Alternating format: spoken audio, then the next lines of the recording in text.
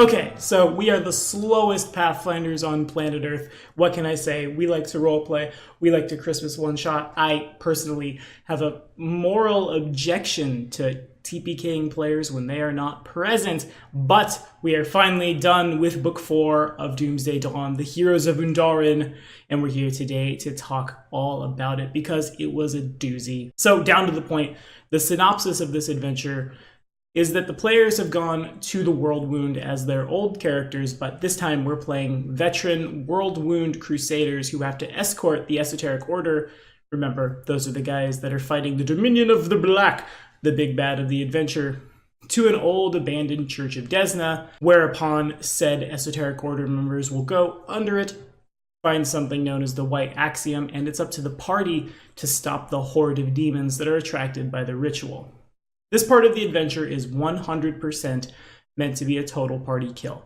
This is literally just a playtest, stress test. God, say that 10 times fast. 9 waves of increasingly difficult encounters will assault the party, tax their resources, etc., with that convenient, oh yeah, no, we all win, we're good, hooray for us, at the end, whether or not you get killed horribly in the first round or survive through the 9th. My players came in with a human alchemist, goblin wizard, really that's been very popular, half-orc druid as Robin reprised Tugar for that adventure, not knowing he would be blindly TBK'd, and I feel bad about that one, but what are you gonna do? Gnome bard and dwarf monk. They built that party not knowing that they were going to be surviving wave after wave after wave of encounters, and all in all, I think we did pretty good. My party survived up to the Demi-Lich that occurs in wave 6, which basically at that point they were out of resources, half the party was dead, and we just kind of swoop in and polar ray everyone to death.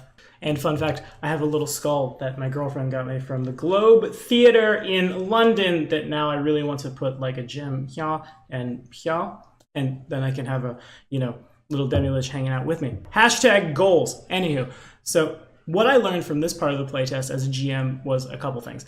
First off, again, I'm still just shocked that demons have humongous elemental vulnerabilities, but I don't think it's a bad thing. I remember seeing Ellie coming in with her first character with our party, as far as I'm aware, her first character in the playtest, an alchemist trying to throw bombs at things, and I'm just like, all right, yeah, okay, we'll fight a lot of demons, and they're gonna resist a lot of it, yep. And then things are taking like 21 persistent acid damage because so many things are vulnerable to the elements she's throwing.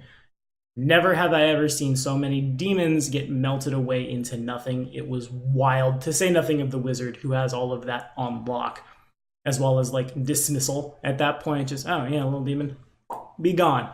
And so it was. Bards are as bards do. I didn't really see anything super fancy from the mid-level bard, other than like True Strike attack with short bow, Inspired Courage, but I mean, if it ain't broke, don't fix it. Chewie playing that wolf-style monk, not archetyped into rogue like I like, just the full-on monk, did pretty well. A lot of damage was assigned, and Tugar, of course, at this point, the wild druid turning into a dragon is definitely something that's pretty sweet. Though, Robin did point out during the stream that he had a considerably lower armor class when in beast form than when he would in humanoid form, which seems really off for the wild druid, given that the wild druid would prefer to be in beast form, and again, it's a little harder to get magic items through when you're wild shaped. Our first kill was at the Dread Wraiths at the beginning of round 4, because everyone in the party had the ability to fly or climb, except for Chewie's poor monk, who would have to use ki to do so, and so the Wraiths all kind of just swarmed him, and he was very dead very quickly, and that's, again, where I learned that sometimes you have more fun in those scenarios when you let your players pick up some of the monsters alongside you. I'm not necessarily a fan of a TPK for a TPK's sake, but I am a fan of difficult combats, and character death is definitely a very real thing that I believe should happen in games, but like it also shouldn't bring the player down. Again, this is what session zeros are for. Hey guys, my combats are going to be hard. You'll die if you mess up. You'll die if the RNG doesn't like you. It's that simple. But a good way to keep it flowing, and frankly, when you have like 12 mummy retainers running at the cathedral, a good way to take stress off you as the GM, as I found again running this, is to allow one of your dead players to, assume the role of a bunch of zombies. Or in Chewie's case, when the Lich came out and I asked him, all right, Chewie, do you want to play the big one or the little ones? And he said the big one. And so I'm like, okay, cool, you're a Lich. He definitely did ask at the end of the adventure, as soon as we ended stream, if undead anatomy or monstrous physique would ever exist, Paizo, in Pathfinder 2nd Edition, because he really wants to play a Lich again, because, I mean, they're real powerful, and Counterspell as a reaction is super good, it turns out, when you're a monster that has, like, all the staple spells prepared.